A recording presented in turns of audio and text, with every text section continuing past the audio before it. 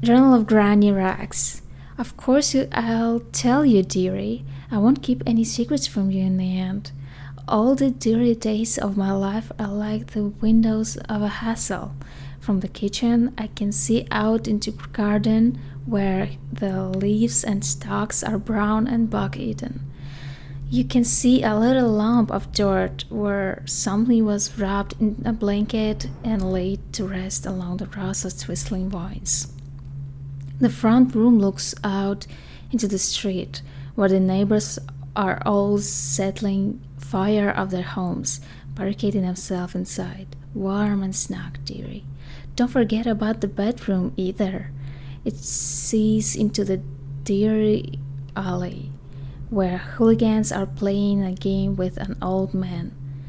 The first two are hitting him with the sticks, and the girl with them is kicking at his dry old ribs. Oh, to have these bones to boil them in a pot. No one lives in my house anymore, dearie. No one you want to meet. When I lived there with my husband, we were fine people. Very moray, everyone would say. Your house is as grand as spoiled manor. Better even. Your dinners are lavish and your parties are the best.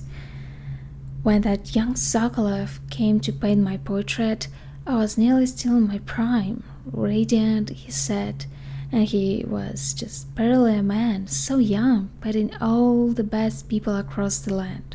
Everyone wanted to portrait by his hands. All my friends. I was the only one, dearie. But with his paint glittering on the canvas for a pretty coin. But it wasn't all parties and painting. My husband and I weren't always at home. No, we traveled together, he and I, to the far end of the islands. Beyond even. All the way to the red cliffs of Pandusia, to dig in the rock and crawl through the caves, holding up candles and squinting out at the walls. Many precious things we came upon, but none so precious as the boy with the black eyes, dearie. All those marks and bones, scarred so deep and polished so bright. I brought the old bones home. He hid them from my dear husband. Then I learned to boil them and carve them myself. They made such good presents, dearie. The little maid boy took them home. He loved them so. All the time he came back with new bones for me, holding them up so I could see it with his eyes, even though his tongue was still.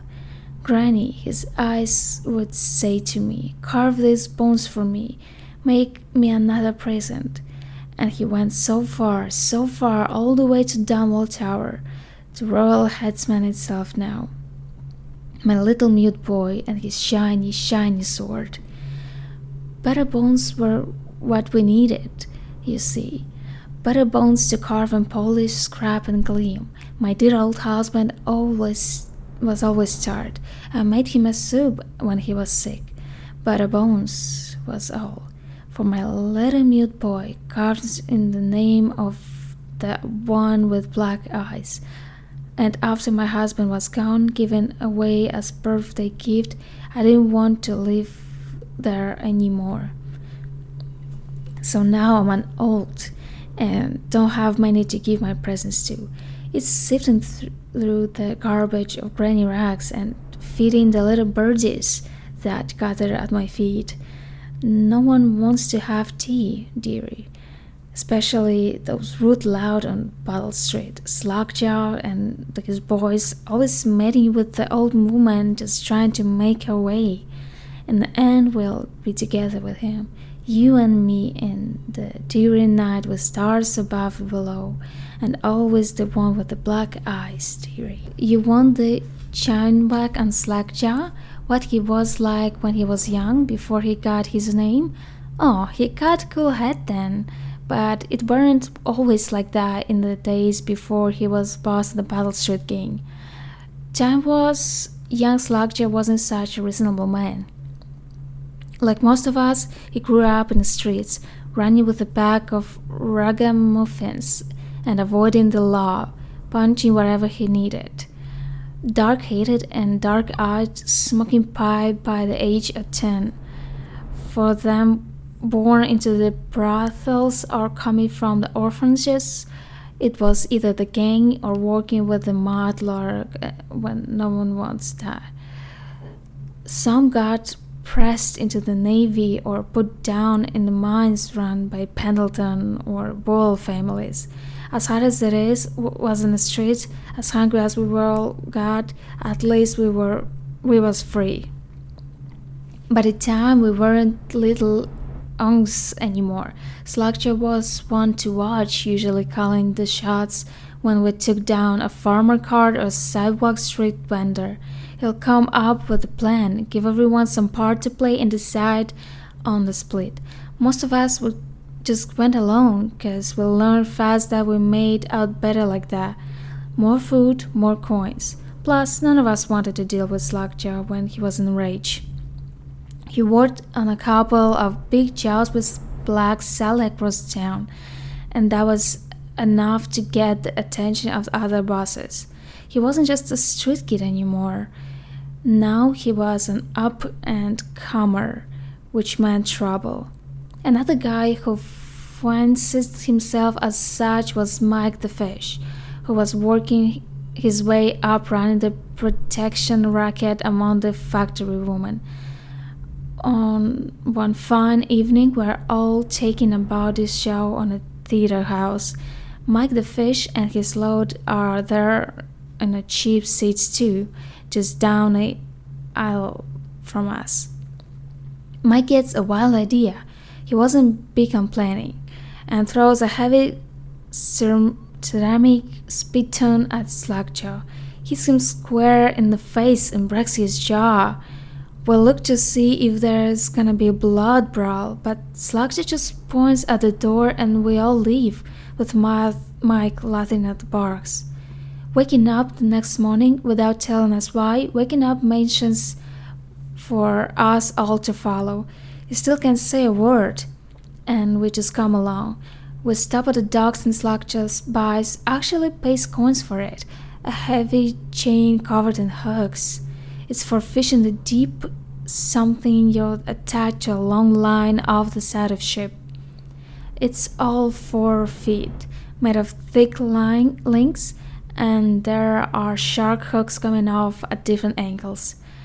Slackjaw got that thing wrapped around his left arm, dangling at his side.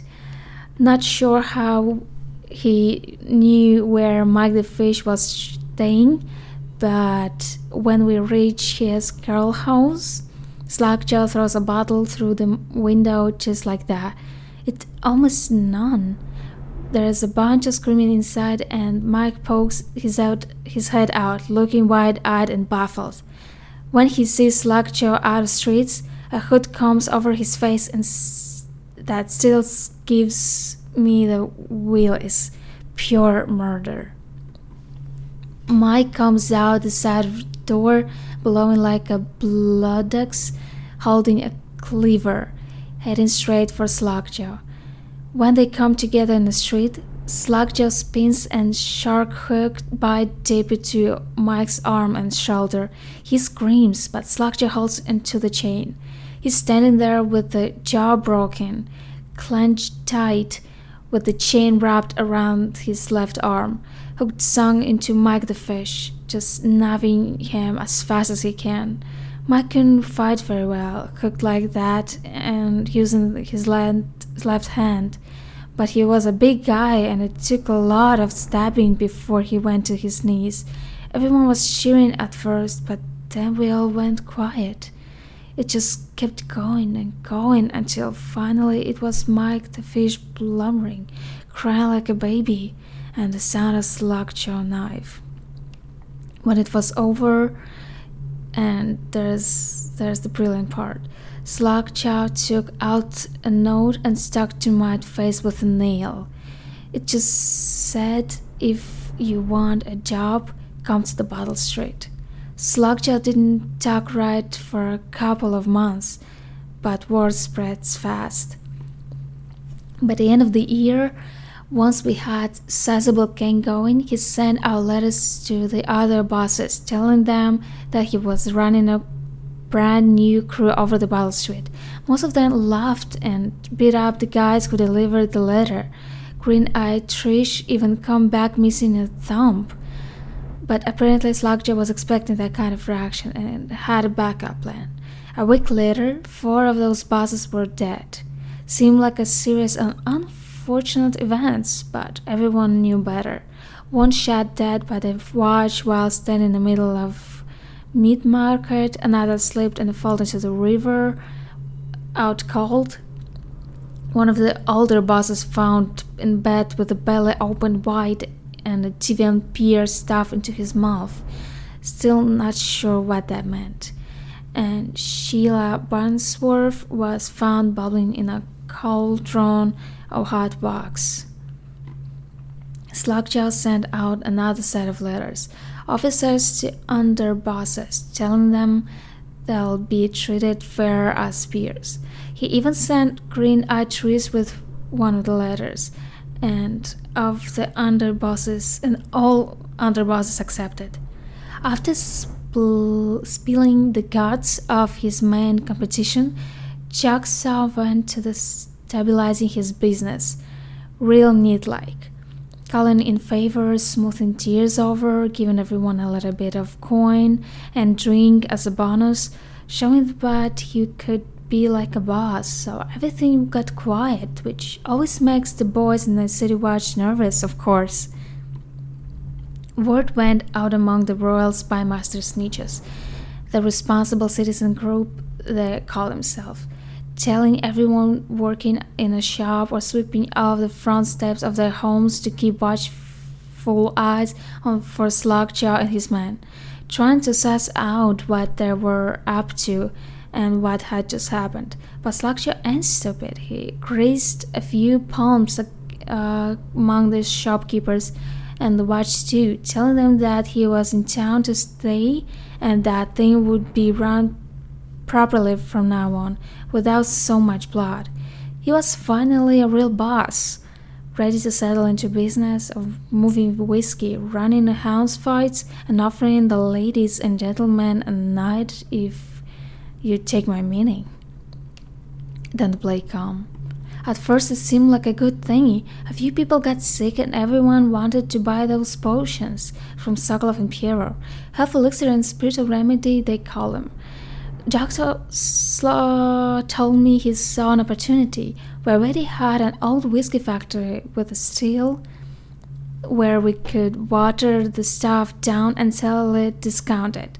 Doing the same with the Sokolov elixir was a smart plan. Pretty soon everybody in the slums was sick and business was good, but after a while there were so many people down with plague that everyone got scared.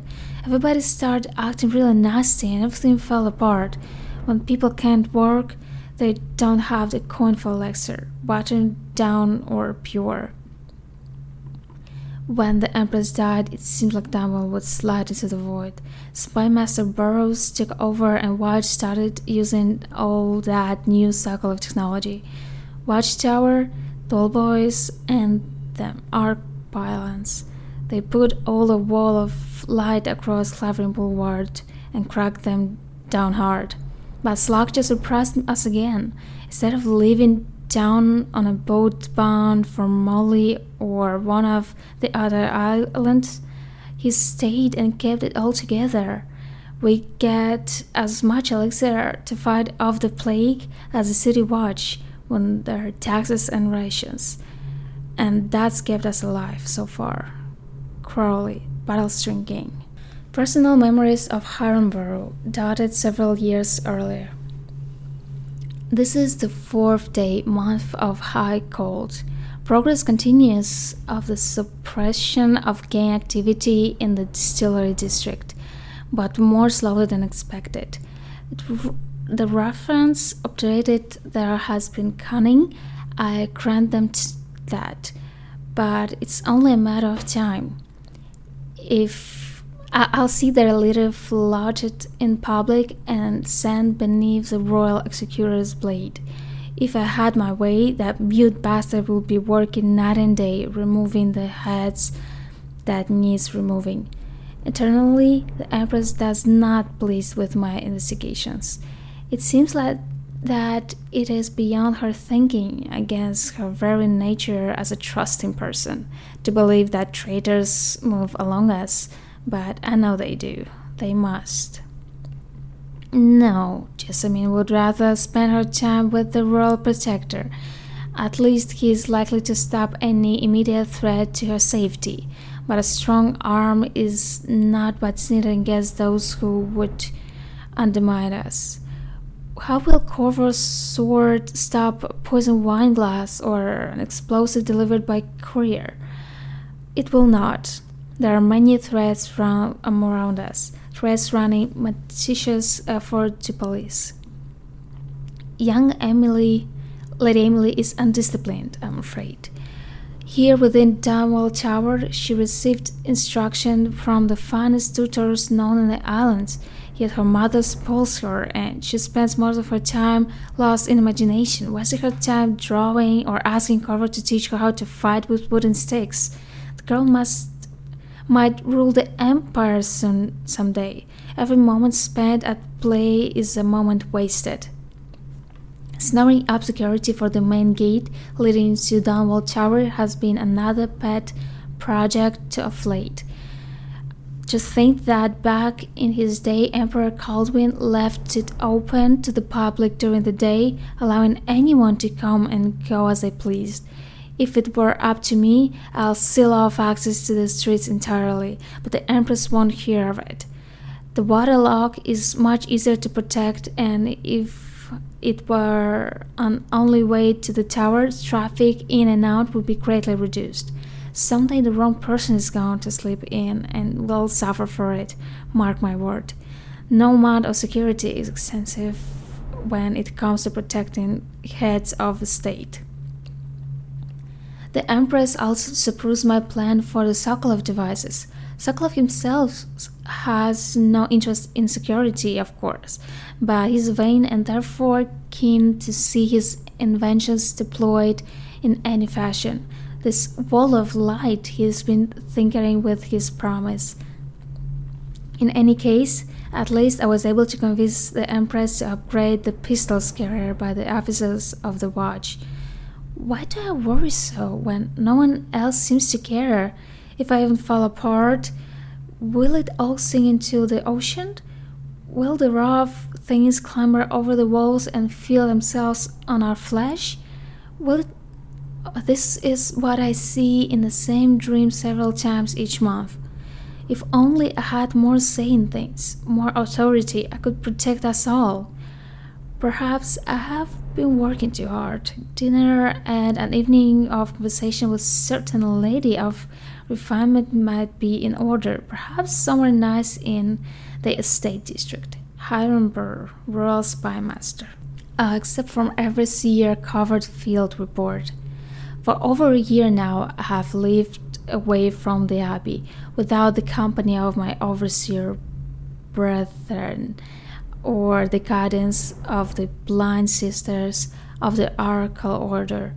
Days have passed with me sleeping in the dens of cut purses, murders, and wars, and nights have seen me prowling through the worst alley and wretched corner of Dunwall. I've taken my meals with killers. At times I have ventured beyond the city walls, meeting in forgotten graveyards and the outlying ruins frequented by those of ill means. My beard has grown long, and I wear the weathered clothing and bits of boiled leather favored by the Battle Street and Hatter gang, and by those rough men and women who make their trade knifing others in return for coin. My hands have run red with blood, it's true, but I have settled my targets with care, choosing among those criminals and heretics who were not fit to live. executing them justly and using their deaths as a means of building my reputation. So far, this trick has allowed me to make my name among my murderous colleagues without taking the lives of the innocent. My goal is singular. I must impress the assassin named Daud in order to get close to him. Of all of the practitioners of black magic we have tracked, none concerned the abbey as much as Daud.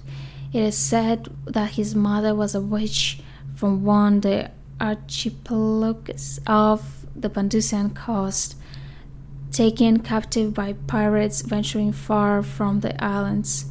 According to the legend, by the time the ship returned, the captain was dead and the witch controlled the crew, with Daud still in a shadow on her belly.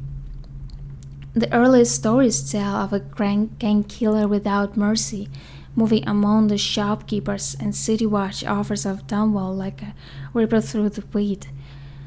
Then a period of silence followed. Years we now believe he spent traveling the islands, studying anatomy, the occults in the great halls of learning in the hidden basements frequented by fellow dabblers in the forbidden arts.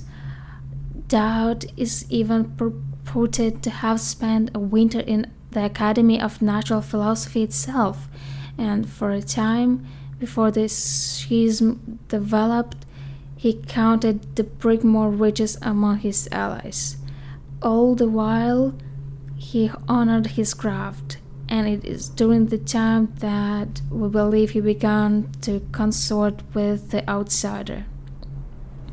New reports emerged of a dusky-skinned assassin, paid by elite to eliminate those rivals in Dunwall and in Ore and the other major cities across the islands.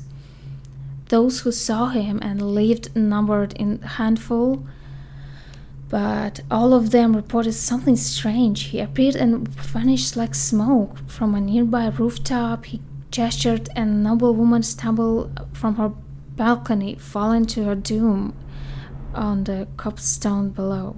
Most recently, as this new threat of plague has risen in Dunwall, Daud has been seen leading a gang of men in dark leather, dressed as factory wailers in their vapor masks.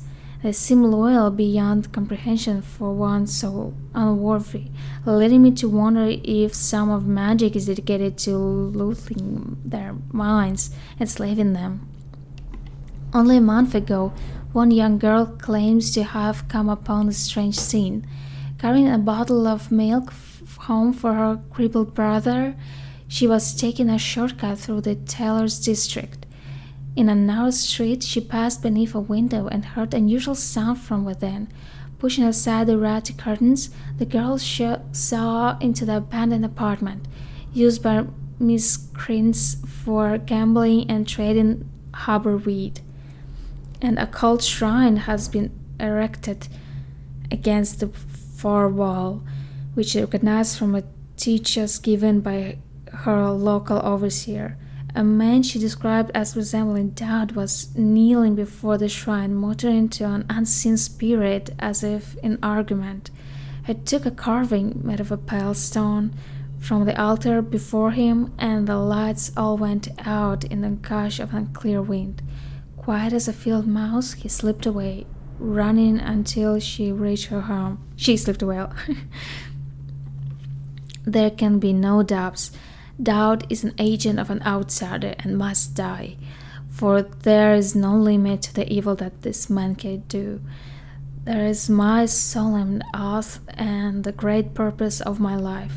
Until Daud is dead and his corruption has been purged from the world, I will continue to move among the depraved, winding my way towards him. I will not drop my curse or don my overseer mask again until Daud breathes no more.